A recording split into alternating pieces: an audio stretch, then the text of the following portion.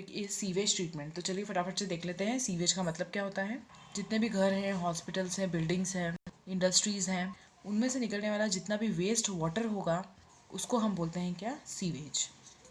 अब इसके अंदर बहुत सारे ऑर्गेनिक और इनऑर्गेनिक मटेरियल हो सकते हैं, लेकिन आपसे जब मेजर कंपोनेंट पूछा जाएगा सीवेज का तो आपको पता होना चाहिए उसके अंदर क्या प्रेजेंट होता है, ह्यूमन एक्सक्रीटा। तो ये जो सीवेज है जो हमारे घर या फैक्ट्री से निकल रहा है, अगर इसको बिना फिल्टर किए, इसको बिना प्रॉपर ट्रीटमेंट दिए हम डायरेक्टली रिवर्स में या स्ट्रीम में इंट्रोड्यूस कर देंगे तो उनका जो पोल्यूशन लेवल है वो बहुत ज़्यादा इंक्रीज़ हो जाएगा और साथ ही साथ पानी के अंदर जो ऑक्सीजन का लेवल था वो डिक्रीज़ होता जाएगा।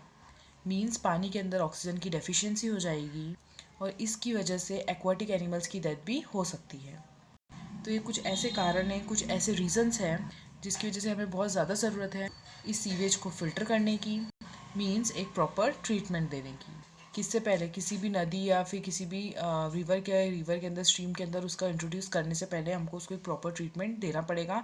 नहीं तो क्या होगा, एक्वाटिक एनिमल्स की डेथ हो जाएगी क्योंकि ऑक्सीजन का परसेंटेज डिक्रीज़ हो जाएगा। अब कुछ प्लांट्स होते हैं जिनको कहा जाता है सीवेज ट्रीटमेंट प्लांट्स, STP। ये प्लांट कोई पौधा नहीं है, ये पूरा का पूरा एक बहुत ही बड़ा इंडस्ट्रियल एरिया जहाँ पर बहुत सारी मशीन्स होती हैं जो कि यूज़फुल है, बहुत ज़्यादा ज़रूरी है इस पूरे सीवेज को फ़िल्टर करने के लिए। इसके अंदर सबसे ज़्यादा जो हेट्रोट्रॉफिक बैक्टीरिया होते हैं ना, उनका यूज़ किया जाता है पानी को साफ़ करने के लिए। अब इसके अंदर कुछ स्टेप्स होते होंगे, अब वो कौन कौन से स्टेप्स हैं। तो ये जो सीवेज ट्रीटमेंट है इसके अंदर 2 स्टेप्स होते हैं।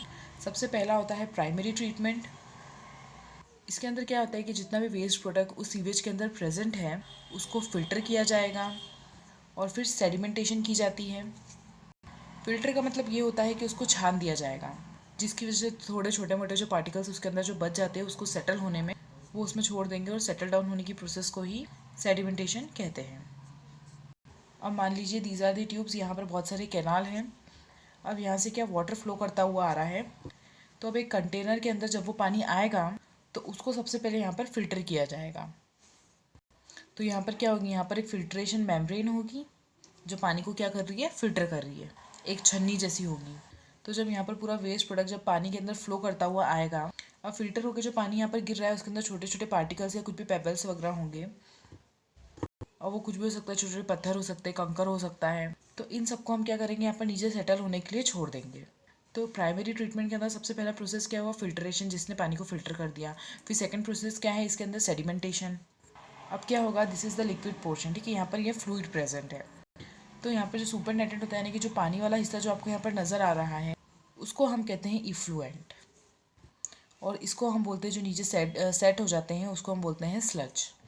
तो हमको तो वेस्ट प्रोडक्ट की कोई ज़रूरत ही नहीं है, हमको स्लज की कोई ज़रूरत ही नहीं है। हमें किसकी ज़रूरत है, हमें सिर्फ इस इफ्लुएंट की ज़रूरत है, क्योंकि अभी ये जो वाटर है ये पूरी तरीके से फ़िल्टर नहीं हुआ है। तो इसको हमें क्या करना पड़ेगा, कम्प्लीटली फ़िल्टर करना पड़ेगा, प्रॉपर ट्रीटमेंट देना पड़ेगा। तो अब हम कहाँ पर जाएंगे, अब हम जाएंगे सेकेंडरी ट्रीटमेंट पर।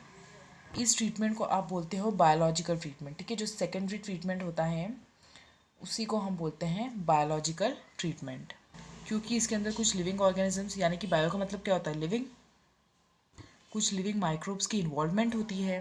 इसी वजह से सेकेंडरी ट्रीटमेंट को बायोलॉजिकल ट्रीटमेंट भी कहा जाता है, क्योंकि इसके अंदर क्या होता है, माइक्रोब्स की इन्वॉल्वमेंट प्रेजेंट होती है। अब उसको हम क्या कहते हैं, जो माइक्रोब्स प्रेजेंट है उसको हम कहते हैं फ्लॉक्स। अब फ्लॉक्स क्या होता है, association of bacteria with fungal filaments. एक मैश लाइक नेटवर्क बन जाएगा और उस नेटवर्क को फ्लॉक कहा जाएगा, जो कि बैक्टीरिया और फंगस के एसोसिएशन से बने हैं। और यहाँ पर ये जो फ्लॉक्स है क्या काम करेगी, क्योंकि जो हमारा सेकेंडरी ट्रीटमेंट है जिसको हमने स्टार्ट किया है, अब देखिए कि ये कंटेनर है, इसके अंदर हमने पूरा का पूरा जो इफ्लुएंट ये डाल दिया है, जो कि किससे मिला था, हमको प्राइमरी ट्रीटमेंट से मिला था। इस टैंक को बोला जाता है एरेशन टैंक।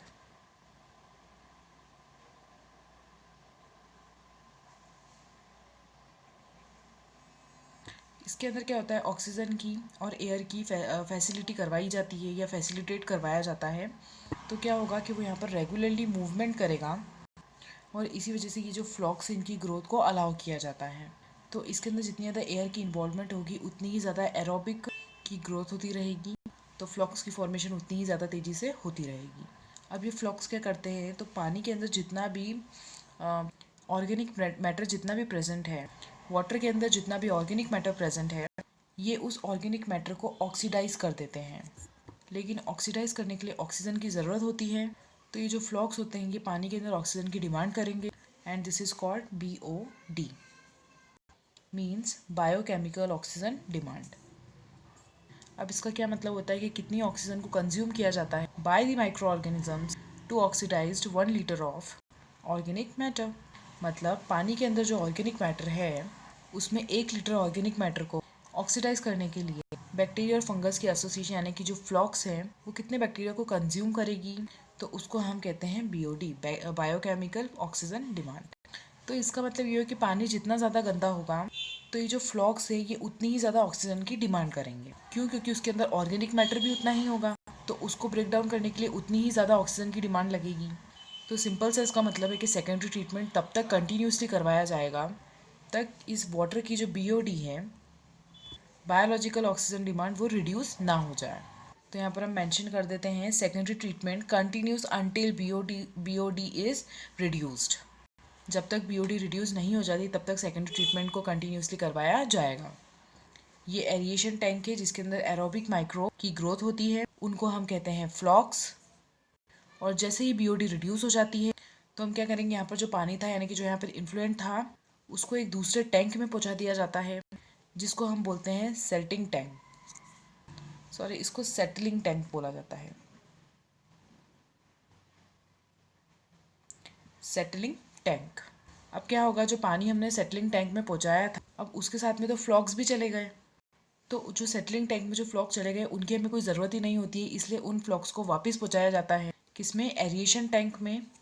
ऐसा इसलिए करेंगे क्योंकि पानी तो और भी आने वाला है ना, जो गंदा पानी है उसका हमें इंतज़ार करना पड़ेगा या फिर हमें ये देखना पड़ेगा कि फ्लॉक्स कब बनेंगे, कितना समय लगेगा। इसलिए एक इनोक्यूलम की तरह, एक स्टार्टर की तरह, जैसे कि हम दही जमाने के लिए दूध के अंदर जामन डालते हैं ना, वैसे ही हमने तो वो जो हम जामन जो बचाते हैं ना 1 चम्मच, वो स्टार्टर था। तो उसी तरीके से यहाँ पर भी हम जो फ्लॉक्स थे हमने उसको 1 चम्मच बचाया और यहाँ पर किस में डाल दिया, 1 चम्मच तो नहीं पर हमने उसको बचाया और किस में डाल दिया, हमने उसको एरिएशन टैंक में वापस डाल दिया।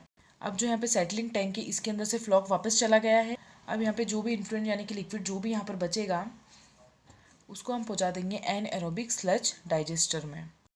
और जो फ्लॉक्स हमने जो वापस पहुँचाए थे उनको कहते हैं एक्टिवेटेड स्लज। ठीक है, ऐसा इसलिए कहा गया है क्योंकि पहले से ही बना बनाया हुआ आपको फ्लॉक मिल गया है, आपको ज़्यादा इंतजार नहीं करना पड़ेगा उसकी फॉर्मेशन के लिए। अब ये जो एनएरोबिक स्लज डाइजेस्टर है, अब यहाँ पर नाम से पता चल रहा है एनएरोबिक मतलब सीजन की एब्सेंस में ग्रो करने वाले बैक्टीरिया की ग्रोथ बहुत ज़्यादा हो जाएगी और जितने भी फ्लॉक्स अगर बचे हुए थे वो सब डेड हो जाएंगे। तो यहाँ पर एक एग्जांपल दे रखा है एनाएरोबिक बैक्टीरिया का, मिथेनोजन। तो कौन सा बैक्टीरिया हो गया, मिथेनोजन। तो यहाँ पर जो एनाएरोबिक स्लज होगा उसके अंदर एनाएरोबिक बैक्टीरिया की ग्रोथ होगी और ये क्या करेंगे, मेथेनोजन ये पानी को क्लीन करेंगे और साथ ही साथ वो कुछ गैसेस को प्रोड्यूस कर। तो हमने यहाँ पे लिखा है methane gas, CO2 and hydrogen sulphide. और क्योंकि ये तीनों गैसेस बायोगैस के बहुत इंपॉर्टेंट है, उसकी फॉर्मेशन के लिए बहुत इंपॉर्टेंट है, तो आपको याद रखना है कि ये जो यहाँ पर बैक्टीरिया अवेलेबल है ये बायोगैस की प्रोडक्शन में भी यूज़ किया जाता है। So this is all about the sewage treatment. आपको सीवेज की डिफाइन याद रखनी है। इसके अंदर 2 स्टेप्स होते हैं, प्राइमरी स्टेप और सेकेंडरी स्टेप। सेकेंडरी स्टेप को ही बायोलॉजिकल ट्रीटमेंट भी बोला जाता है। अब ऐसा क्यों, क्योंकि इसके अंदर माइक्रोब्स का इन्वॉल्वमेंट होता है। कौन कौन से, बैक्टीरिया एंड फंगल एसोसिएशन जिनको हम बोलते हैं फ्लॉक्स। और ये एरोबिक है इसलिए यहाँ पर ऑक्सीजन की प्रेजेंस में ग्रो करने वाले माइक्रो ऑर्गेनिजम्स के बारे में बात होगी। लेकिन जब यहाँ से इन्फ्लुएंट पहुँचाया जाएगा सेकेंड टैंक के अंदर तो उसके बाद कौन सा आएगा, आपका एनाएरोबिक स्लज डाइजेस्टर आएगा। और एनाएरोबिक का मतलब होता है ऑक्सीजन की एब्सेंस, मीन्स जहाँ ऑक्सीजन की कमी होगी। So this is about the sewage treatment. अब इसी के साथ में पॉल्यूशन इतना ज़्यादा है तो हमको जो सीवेज ट्रीटमेंट है उसको हमें फ़िल्टर करना बहुत ज़रूरी है। तो इसके लिए गवर्नमेंट ने कई प्लान्स चलाए थे, जैसे गंगा एक्शन प्लान्स और यमुना एक्शन प्लान यानी कि YAP यानी कि YAP। आप इसको ऐसे याद रख सकते हो, एक है गैप और एक है YAP। Ganga action plan gap और यमुना एक्शन प्लान YAP। ये इसलिए इन्होंने चलाया था ये ताकि जो ये रिवर्स है इनको क्लीन रखा जाए।